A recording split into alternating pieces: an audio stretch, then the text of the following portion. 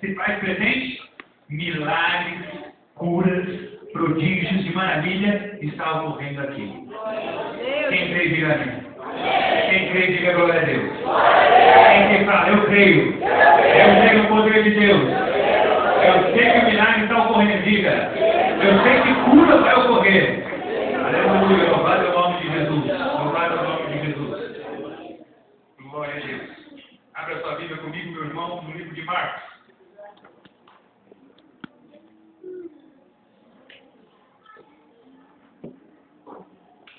Marcos, capítulo 16.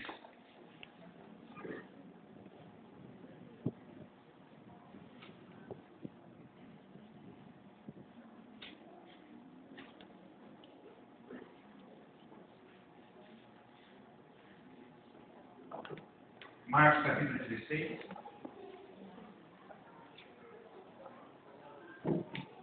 Marcos faz parte do Evangelho do Senhor Jesus.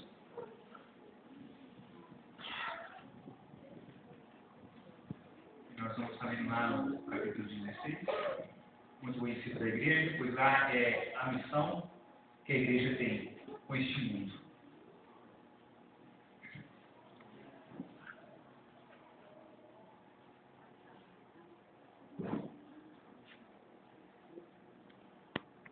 Todos acharam?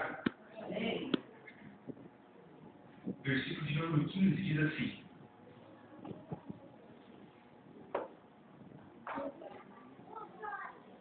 E disse: ide por todo o mundo e pregai o Evangelho a toda criatura.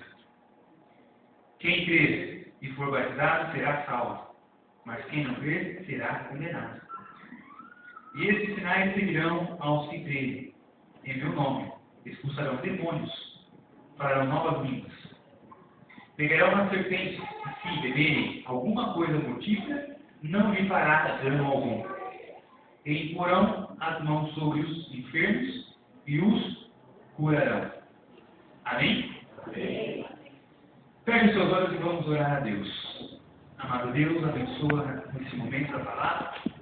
Abençoa a vida dos irmãos, dos ouvintes que venham entender. Eu repreendo agora o inimigo, o sono, o cansaço. Repreendo, meu Deus, toda a estratégia diabólica para roubar a palavra que será lançada agora nos corações da tua igreja. E declaro e profetizo no coração do meu irmão, do pastor, do membro, que o diabo não tem poder de roubar a palavra, que será pregada e estará sendo pregnada no coração da tua igreja. No nome de Jesus eu declaro a vitória em Cristo Jesus. Amém. O poder de Deus na vida daquele que crê. Repita comigo. O poder de Deus na vida daquele que crê. Aleluia, louvado é o nome do Senhor. Deus tem desejos para todos nós. Deus tem plano para a minha vida. Deus tem plano para a tua vida. Como conhecer o plano de Deus? Como conhecer o plano de Deus para a minha vida? Primeiro, a Bíblia diz que Deus não se agrada com a morte do ímpio. Deus ele não tem prazer em ver o ímpio, ou seja, aquele que não crê em Deus, aquele que desprezou ao Senhor morrer. Deus não tem prazer de olhar à altura e ver o corpo estendido no chão, ensanguentado, ou numa mata de um hospital, indo para um necrotério, ou sendo sepultado. E sem ter adorado a Deus, Deus não tem prazer nisso. Se Deus não tem prazer na morte do ímpio, Deus não tem prazer nenhum então na sua morte, daqueles que creem em Deus. Ou seja, se Deus tem um amor grande pelos ímpios, o amor de Deus é maior ainda para aqueles que creem, para aqueles que confiam no seu santo nome. A Bíblia diz que Jesus ensinou sobre a questão de os homens serem ansiosos, de os homens procurarem, a comprar, a comer, a beber, a se vestir. Esse desespero grande que todos temos de querer obter as coisas, de querermos conquistar. Né? E Jesus ensinou aqueles homens dizendo, olha, Deus, Ele tem dado para as aves dos céus, abrigo, alimento. Olha o livro dos campos, como eles se vestem. Deus tem dado tudo isso para eles. E esses são animais irracionais, aves. E vocês são o quê? são filhos de Deus. Se Deus cuida muito bem das áreas, se Deus cuida muito bem dos lírios, se Deus dá o melhor para os lírios, o quanto Deus vai dar para você, que serve a Ele, que ama Ele. Então daí nós começamos a entender qual é o plano de Deus para a minha vida, qual é o plano de Deus para a tua vida. Deus não tem prazer nenhum em ver você chorar, Deus não tem prazer em ver você, sabe, se desesperar, Deus não tem prazer nenhum em ver você abandonado, desiludido, sentindo sozinho, infeliz no seu relacionamento com a sua esposa, no seu casamento, infeliz no seu trabalho, infeliz no seu relacionamento com seus amigos. Deus não tem prazer nenhum nisso. Pelo contrário, Deus só quer ver o seu melhor. Deus só quer ver o seu melhor. Então Deus tem algo muito bom, meu irmão. O desejo de Deus para mim é o melhor, é o melhor. O desejo de Deus para mim é o melhor. O desejo de Deus para a igreja é o melhor.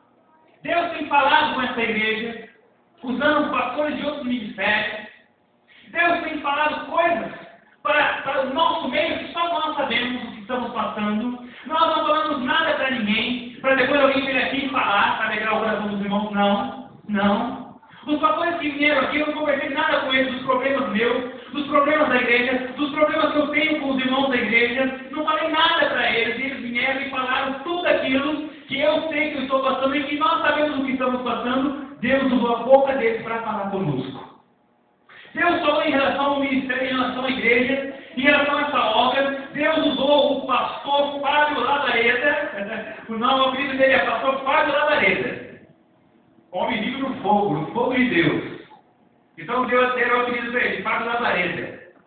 Amém? Quando o homem é cheio do poder de Deus, ele é cheio do fogo de Deus, ele é cheio de unção. E por onde ele passa, ele começa a aquecer outras pessoas. Então, dá seu apelido de Lavareda para aquele que vive no fogo, para quem não conhece. Amém, igreja? E esse pastor, que é dessa maneira, foi lhe dado o apelido de Fábio Lavareda. Então ele veio aqui, há alguns domingos atrás, e falou que quando ele estava orando aqui, e os irmãos estavam louvando a Deus, Deus levou ele numa dimensão. Preste atenção, servo de Deus. Deus levou ele numa dimensão. Ou seja, não é aqui onde nós estamos, sentados, em outro lugar. E Deus abriu os olhos dele. E ele viu uma igreja cheia e muito grande. Uma igreja avivada e cheia do poder de Deus. Quando ele abriu os olhos, ele estava aqui nessa igreja. E Deus disse para ele: quando você for pregar, você vai falar isso, o que eu mostrei. Porque é isso que vai acontecer. Quando ele subiu aqui, ele disse isso. E Deus usou ele e falou para ele: olha, fala com o pastor que teve uma decepção essa semana, que encontrou um homem de uma mulher e disse que o terreno que ele queria triplicou o valor. Diga para ele não se preocupar com isso. Porque a maquete do terreno da igreja está nas minhas mãos. E eu sei como será e eu irei fazer. Porque eu sou Deus que abençoa. Diga para o meu servo que está sofrendo, diga para ele isso. E o pastor lhe disse: olha, pastor, Deus está dando um recado. Vai acontecer isso, isso, isso. A maquete, Deus está dizendo que está nas minhas mãos. Aleluia.